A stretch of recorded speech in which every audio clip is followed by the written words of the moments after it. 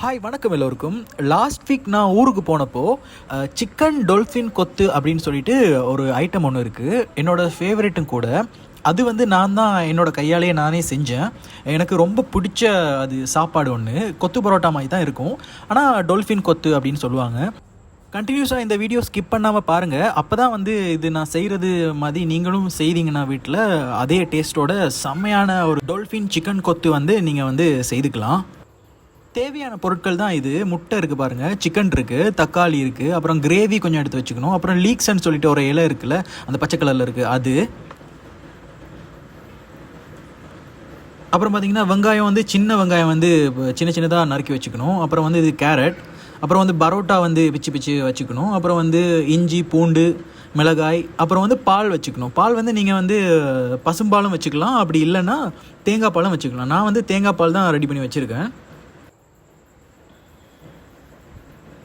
இவ்வளோதான் அதுக்கு வந்து தேவையான ஐட்டம். ஸ்டார்டிங்கில் பார்த்திங்கன்னா பூண்டு, இஞ்சி, பச்சை மிளகா எல்லாத்தையும் போட்டு நல்லா வேகம் வரைக்கும் நல்லா வந்து வதக்கணும்.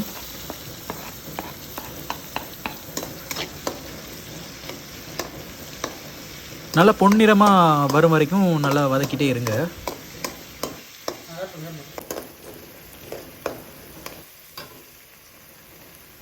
அப்புறம் வந்து சின்ன வெங்காயம் வந்து நறுக்கி வச்சது வந்து அதை போட்டுக்கோங்க.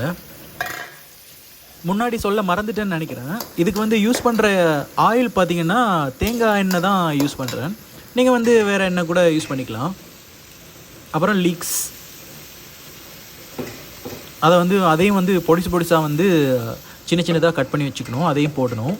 அப்புறம் கேரட் வந்து அதிகமாகவே போடலாம், நிறைய போடுற மாதிரி தான் இருக்கும். ஆனால் பார்த்திங்கன்னா எல்லாம் வெந்து வரும்போது கொஞ்சம் அதுவே சின்ன சின்னதாக வந்து கம்மியாயிரும். கேரட்டெல்லாம் உடம்புக்கு ரொம்ப நல்லது தானே.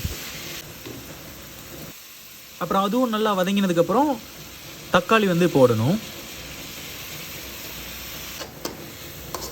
தக்காளியும் நல்லா வந்து வதக்கணும். அதுக்கப்புறம் வந்து உப்பு வந்து தேவையான அளவு விட்டுக்கலாம். நான் வந்து கல் உப்பு அது வந்து தண்ணியில் கரைச்சி அதை தான் விட்டுருக்கேன். அப்புறம் வந்து முட்டை போட்டுக்கலாம். முட்டை வந்து நான் ஒரு 5 முட்டை போடுறேன். நீங்கள் வந்து உங்களுக்கு ஏற்ற மாதிரி போட்டுக்கலாம். ஒருத்தருக்கு ஒரு முட்டை மாதிரி அந்த கணக்கு வச்சு நீங்கள் வந்து போட்டுக்கலாம்.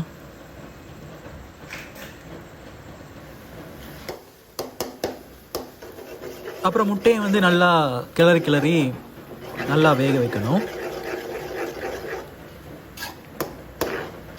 நல்லா ஒன்றா சேர்த்து மிக்ஸ் பண்ணிக்கணும்.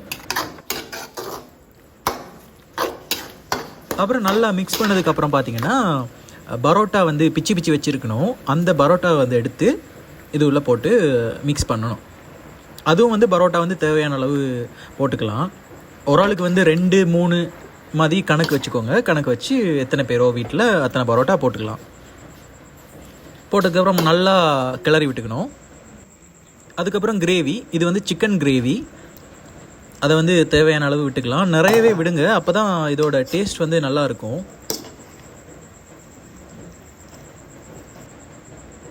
அப்புறம் வந்து தேங்காய் பால் வந்து விட்டுக்கலாம்.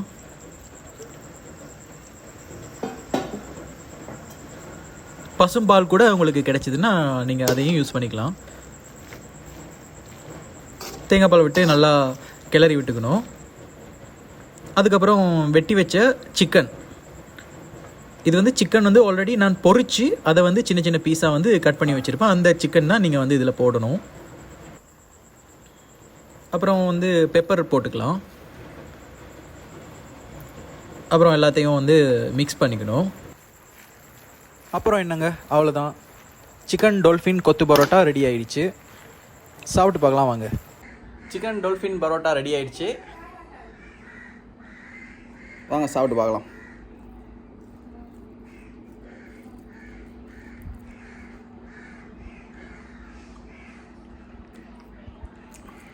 சூப்பராக இருக்குது. நான் செஞ்சேன்றதுக்காக சொல்லலை, நிஜமாகவே சூப்பராக இருக்குது. நீங்களும் ட்ரை பண்ணி பாருங்கள், செமையாக இருக்கும்.